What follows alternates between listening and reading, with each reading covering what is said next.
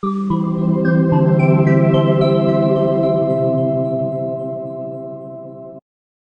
sebetulnya matanya menarik ya. Menjadi tugas buat Pak Billy mungkin untuk menaikkan grade. Hmm. Sekali-sekali ngasih PR manajer. Untuk Tolong disensor ya.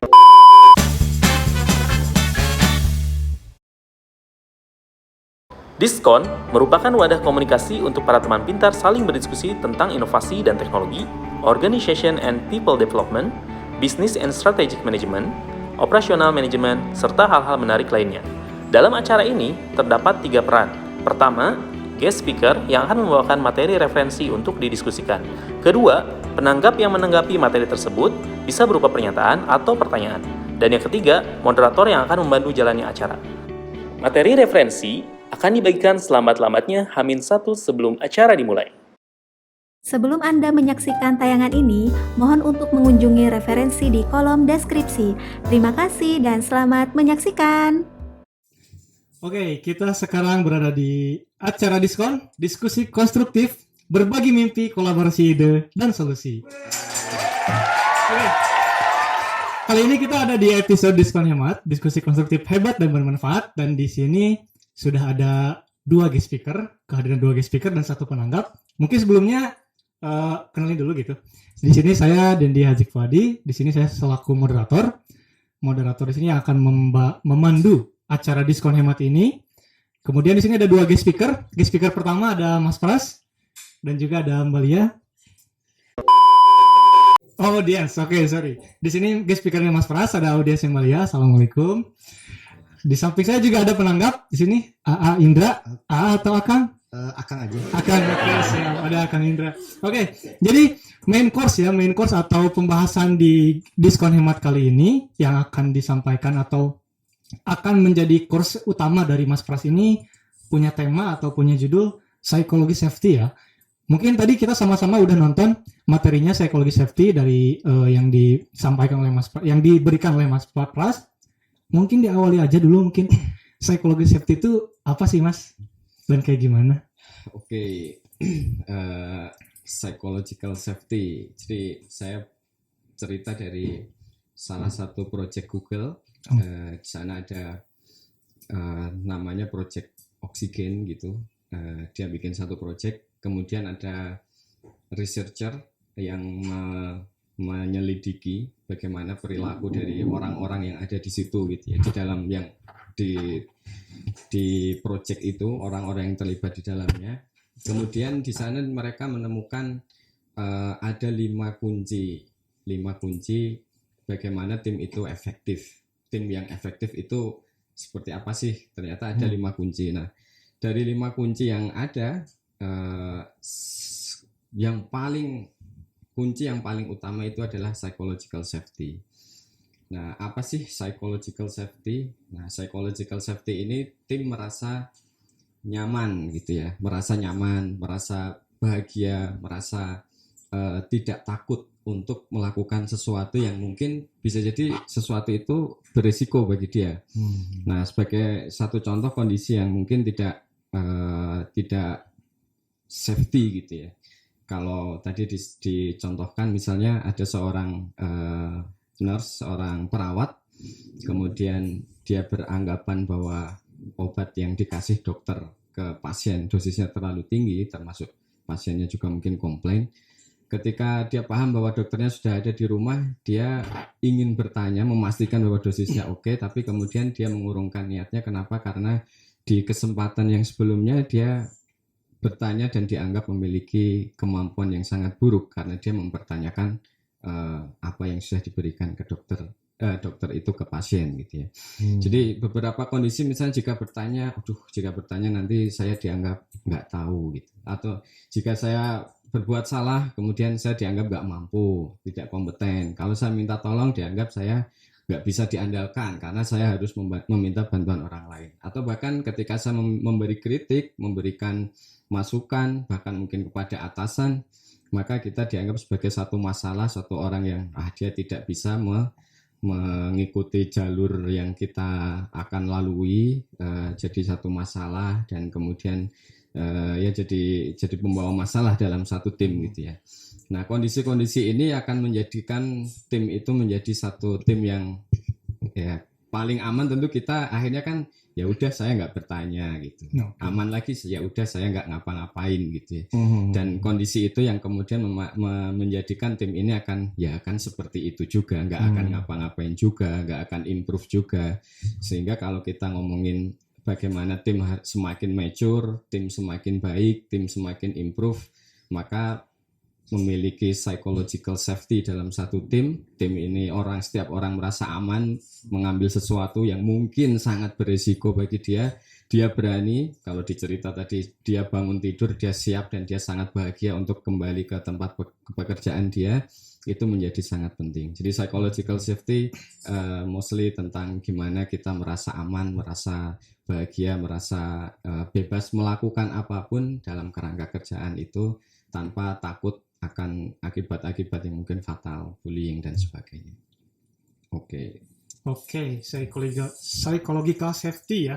Itu berarti memang salah satu hal yang penting ya untuk tim supaya bisa lebih terus berkembang gitu timnya ya. Mungkin Indra atau Kang Indra mau menanggapi terkait psychological safety, kalau mungkin lebih spesifik di EPP gitu seperti apa gitu. Ini sebetulnya matanya menarik ya. Ini sebetulnya untuk menggugah semua orang itu dia mengeluarkan apa yang ada di dalam dirinya gitu. Entah itu apakah itu salah atau tidak, karena saling mengoreksi. Tapi harus di-quote juga nih di sini. Karena apa? Ketika kita berinteraksi itu kan tidak satu orang ya, pasti ada dua orang, dan orang yang berinteraksi dengan kita juga ini harus memahami tentang psychological safety ya. Apakah benar seperti itu? Atau misalkan cuman udahlah kita aja yang memahami, kan itu nggak fair juga ya. Kalau melihat dari sini gitu, sehingga ini juga harus ada sosialisasi ke semua stakeholder, apakah dia pimpinan, dia bawahan dan segala macam pekerja dan segala macamnya, sehingga ya tadi menimbulkan suasana yang aman untuk mengeluarkan pendapat. Dia ada sesuatu unek-unek dia keluarkan pendapat yang memotivasi, dan mungkin dari video yang saya lihat atau saksikan beberapa menit tadi. Ini ada tiga yang saya garis bawahi. Ketika kita akan mengeluarkan pendapat, kemudian bertanya dan lainnya itu, yang pertama itu kita harus pahami. Tapi nggak fair juga kalau misalkan cuman satu sisi kita. Kalau yang saya lihat ya, orang yang kita tanya, orang yang kita kritik, orang yang kita sanggah juga mereka harus memahami tanpa melakukan judge dari satu sisi gitu ya. Sehingga intinya ya tadi balik lagi, bahwa kedua-duanya itu harus saling memahami. Mungkin kemudian yang keduanya yang bertanya atau misalkan melakukan pendapat, dia juga harus memahami kemampuan dirinya sendiri bahwa dia memang expert di bidang itu. Contoh tadi yang perawat ya. Yang perawat setidaknya pasti dia tahu tentang masalah obat-obatan. Di sisi lain dokter juga pasti sangat mengetahui masalah obat-obatan. Tetapi si dokter juga harus tahu bahwa dia juga seorang manusia. Pasti dia membuat kesalahan. Apa salahnya kalau misalkan diingatkan, begitu kan tadi dari video itu. Mungkin dari sini yaitu si dokter dan si perawat ini harus saling memahami tentang psychological safety ini. Dan yang ketiganya juga orang itu harus sangat curious ya. Jadi dia banyak bertanya apakah ini benar, apakah itu, sehingga topik atau pertanyaan atau permasalahan yang sedang dihadapi itu semua mengerti. Dan goalsnya itu nyampe. Apakah begitu ya dari itu yang saya quote gitu. Oke, menjawab bagaimana satu dan yang lain harus paham gitu ya.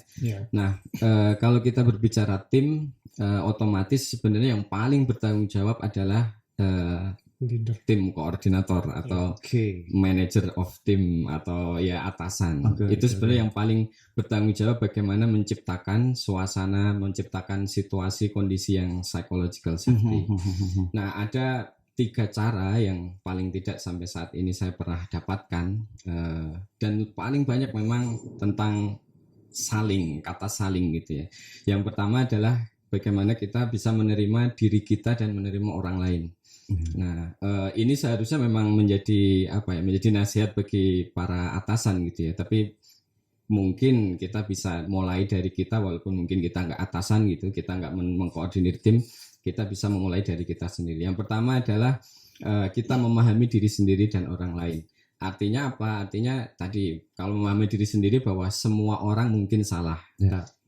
Bisa kita, bisa orang lain gitu. Dan Betul. bisa jadi dengan interaksi yang sangat-sangat intens setiap hari ketemu di lingkungan kerja, Ya. kita pun memahami bahwa si ini temperamen, si ini mah suka bercanda. Artinya kalau dia suka bercanda kemudian ngomongnya nggak enak, ngasih kritik nggak enak, bisa jadi sebenarnya dia sedang bercanda gitu. Betul. Karena kita saling karena interaksi sangat intens, bisa jadi kita akan sangat saling memahami, dan itu penting banget kita saling memahami. Setuju, chemistry ya, setuju. Itu poin yang pertama. Nah, poin yang kedua adalah bagaimana melatih kemampuan kita untuk memberi dan menerima feedback. Betul. Nah, ini menjadi satu kunci. Nanti ada tema tentang radical candor. Mungkin nanti next time kita coba bahas. Salah satu topik tentang giving and receiving feedback ini, dan mungkin menjadi challenge bagi kita orang timur, adalah mengurangi basa-basi gitu. Betul. Sering Ya, betul. Menarik juga ini di sini. banget ya kita Eh, basa-basi. di EPP kita kita tahu lah di HP kita udah banyak grup. Entah itu grup project, ini fakta ya. Entah itu grup project, grup manajemen, kemudian grup kubu-kubuan gitu ya, kita tahu. Kalau melihat dari sisi grup tersebut, kita kategorikan ada grup yang besar, yaitu contohnya misalkan di grup EPP lah yang besar gitu ya. Ada satu orang misalkan mengutarakan sesuatu, ini gak ada tanggapan apa. Ini memang fakta. Ini memang fakta. Kalau kita misalkan ingin saling mengetahui, ingin saling mengenal, kemudian ingin saling memahami, berarti kita harus kenal, gitu kan ya. Nah, mungkin kalau dilihat dari video tadi, materi tadi, itu kan cara bagaimana kita itu mengeluarkan sesuatu itu tanpa beban dari diri kita gitu ya. Secara singkat kalau saya rangkum, kita itu harus membiasakan di kantor itu seperti rumah kita. Karena kalau kita di rumah melakukan apapun bebas, ngambil minum, ya kan, mau mandi atau tidak gitu kan. Meskipun kalau misalkan di kantor kita mau mandi atau tidak, kata orang gitu kan.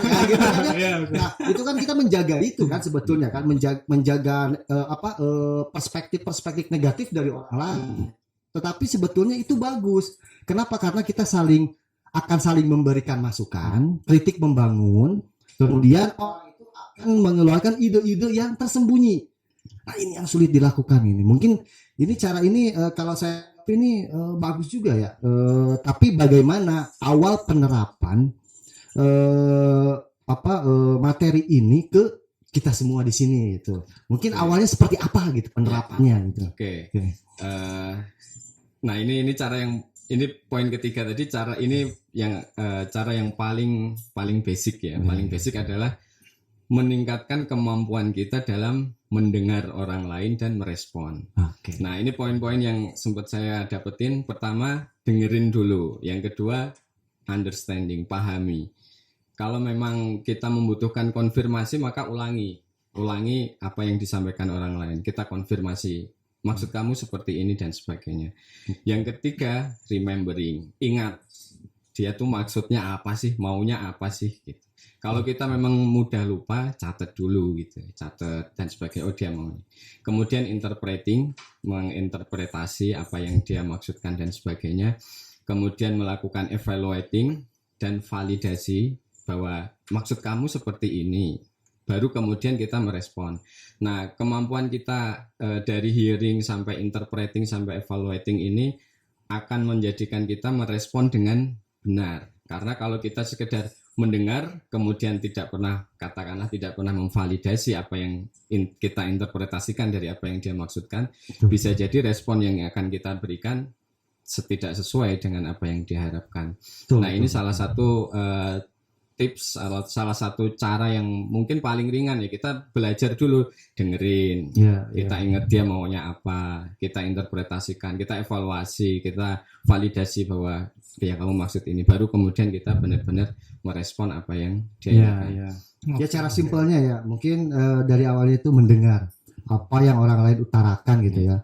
Memang untuk membangun itu sangat sulit juga ya. Kita ingin mendengarkan orang lain berpendapat, mendengarkan orang lain memberikan kritik, itu kalau kita sebagai orang itu memang sulit. Tapi ini ada pernah saya coba ikut salah satu materi. Kita juga harus memahami orang eh, apa orang yang berbicara atau berdiskusi itu seperti apa. Karena ada 4 tipe orang. Itu yang pertama itu tipe driver. Dia tipe driver. Oke. Kemudian ada yang namanya tipe analyzer. Ada yang namanya tipe apa? Dua lagi saya lupa itu ya. Makanya kita juga harus memahami itu. Dan untuk berbicara dengan mereka itu ada beberapa teknik-teknik untuk dapat berkomunikasi. Kadang kalau misalkan kita lagi diskusi juga, ketika kita berdiskusi dan ternyata mandek. Nah, dengan adanya ini mungkin ada satu orang berpikir, wah saya punya ide tapi saya takut gitu. Waduh, ini saya ide tapi nanti bakal dianggap remeh gitu ya. Ide saya ini receh lah gitu, gitu kan ya. Terus mau seperti itu, kalau misalkan saya mengeluarkan satu pendapat, aduh ini kayaknya ini saya dianggap bodoh nih kalau kayak gini. Nah itu untuk menghilangkannya dengan cara tadi ya, mendengar salah satunya itu dengan simpelnya itu mendengar apa yang disampaikan gitu ya. Oke. Terima kasih. Oke. Sip. Mantap sekali ya. Psychological safety ini kalau saya lihat berarti memang hal yang begitu penting ya di tim ya. Jadi bisa jadi ya untuk kemajuan itu sendiri kita perlu gitu. Berarti kan kalau begitu dalam pembentukan tim mungkin ya, karena kan EPP ini besar ya. EPP ini besar, proyeknya juga pasti banyak. Berarti kan penting tuh dalam satu membentuk tim itu si leader itu perlu tahu setidaknya karakter masing-masing timnya supaya bisa aktif gitu tim itu bisa berkembang dengan baik seperti tadi dari Kang Indra kan. Orang-orang tuh punya tipe-tipe tersendiri gitu, ada yang driver, ada yang analyzer dan itu ada simpatizer satu lagi saya masih ingat. Yang keempatnya itu aduh. ya influencer. Okay. Berarti kan si 4 tipe orang itu sebenarnya dibutuhkan gitu dalam tim. Dibutuhkan. Sangat dibutuhkan. Nggak boleh sampai berat sebelah gitu kayak misalkan 60% driver kan nggak mungkin kan. Paling satu sih saya pengen lebih dalam terkait tadi kan di paparan video itu ada satu grafik di mana yang memperlihatkan kaitan antara psychological safety sama motivation atau accountability ya. Nah di situ ada yang saya highlight tuh salah satunya ada comfort zone atau zona nyaman. Kalau saya pengen lebih tahu sih tanggapan dari Mas Pras sendiri. Kalau misalkan EPP ini gimana gitu? Kalau ada di comfort zone terus kedepannya bakal kayak gimana sih? Dan bagusnya kalau misalkan bisa menerapkan yang di paling kanan tuh tadi yang psychological safety-nya tinggi sama accountability-nya tinggi itu seperti apa gitu? Oke. Ini bagus nih pertanyaan. Lebih konkret aja sih di EPP mungkin kalau anggapan Mas Pras misalkan kalau kita ada di zona nyaman terus ya nanti EPP bakal jatuh misalkan kayak gimana gitu sih. Oke, kalau kita ngomongin tren sekarang tentu masalah agility tentu menjadi hal yang sangat penting kita senantiasa mengupdate diri gitu ya, mengupdate, berubah, merespon perubahan apa yang ada di luar. Artinya kalau di luar berubah kemudian kita tetap berada di comfort zone, tentu kita nggak akan maju gitu ya, kita akan tertinggal. Nah, comfort zone di sini sebenarnya ketika psychological safety-nya sangat tinggi, jadi orang merasa bahagia, merasa nyaman ngapa-ngapain, bebas gitu ya.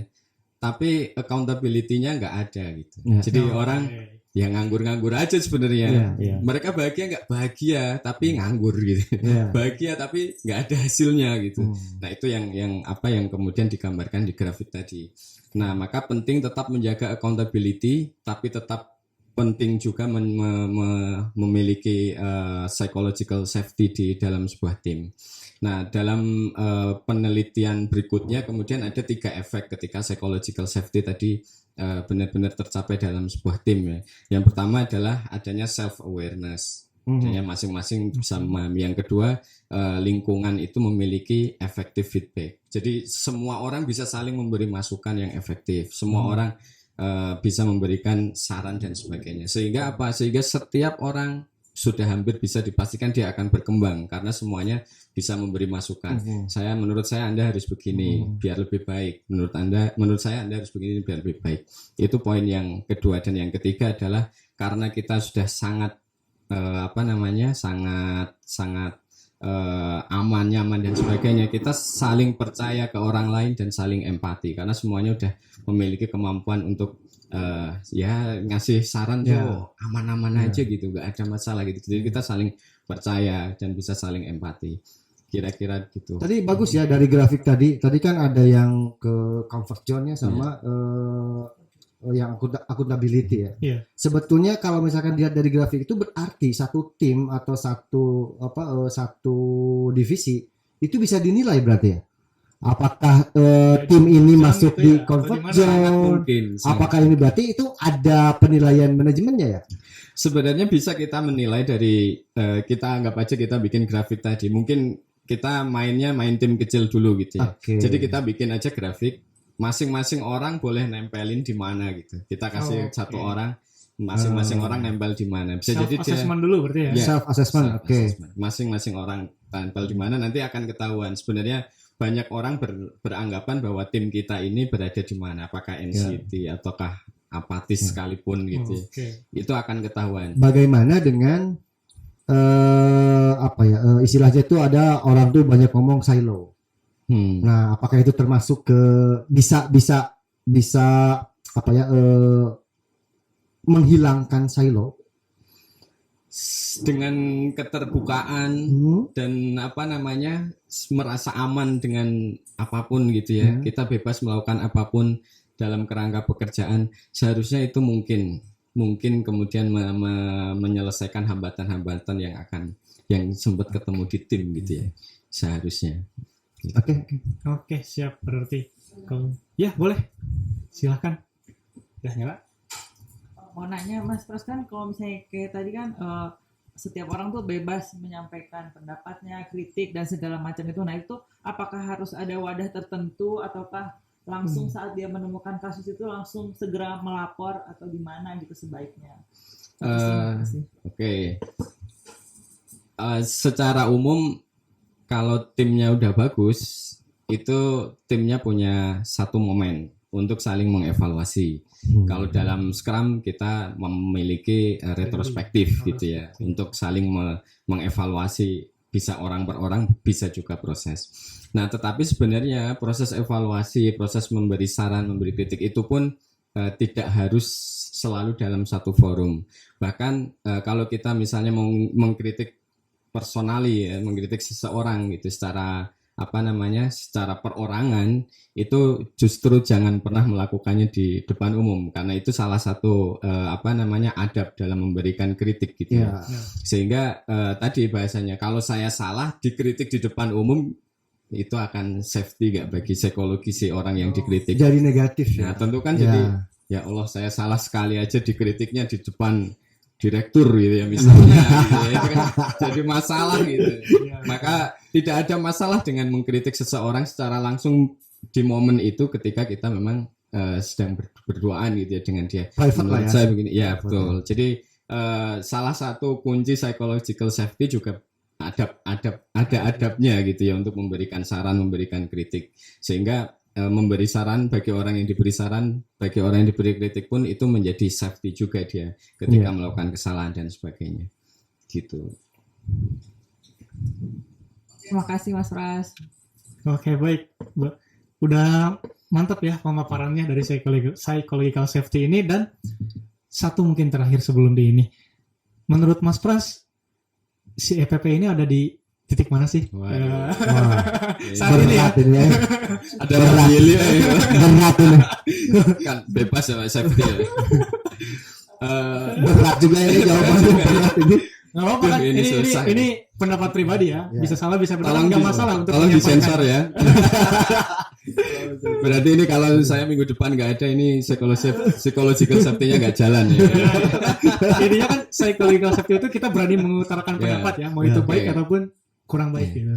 Pertama kalau ngelihat dari 4 bagian tadi, paling nggak saya merasa poin pertama kita di comfort zone itu enggak gitu ya. Oke. Kita enggak di situ gitu, karena kita cukup accountable. Oke, mantap. Kemudian yang kedua, apakah kita berada di psychological safety yang benar?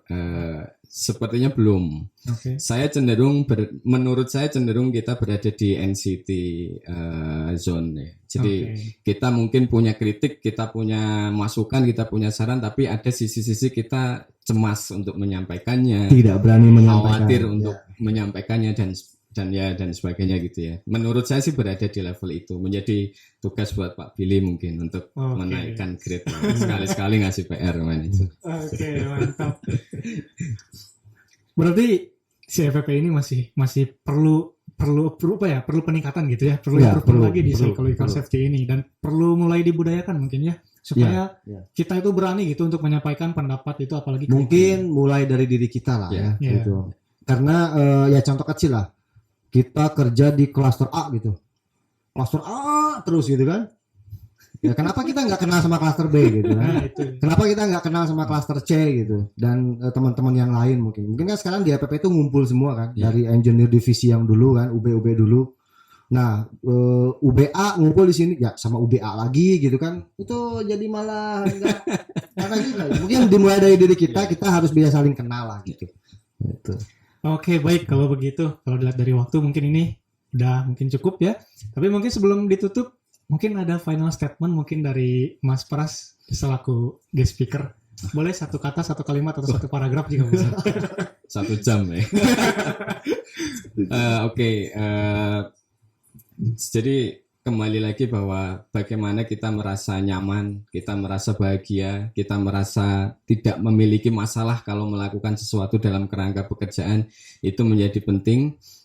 Karena kita boleh gagal berkali-kali, tetapi kegagalan adalah awal dari sebuah keberhasilan. Kalau kemudian kegagalan kita menjadi kunci untuk menutup pintu keberhasilan, yaitu menjadi satu kesalahan dalam satu tim itu gitu. Oke, mantap sekali. Mantap. Oke, baik. Kalau begitu intinya jangan takut untuk menyampaikan pendapat. Kalaupun kita akan ada hal yang salah, itu tidak masalah, karena tetap tadi seperti yang Mas sampaikan, kalaupun gagal itu bukan jadi akhir gitu ya, tapi bisa jadi awal malah. Baik, segitu saja mungkin untuk diskon hemat kali ini. Terima kasih, saya Dendi. Assalamualaikum warahmatullahi wabarakatuh. Waalaikumsalam. Waalaikumsalam warahmatullahi wabarakatuh.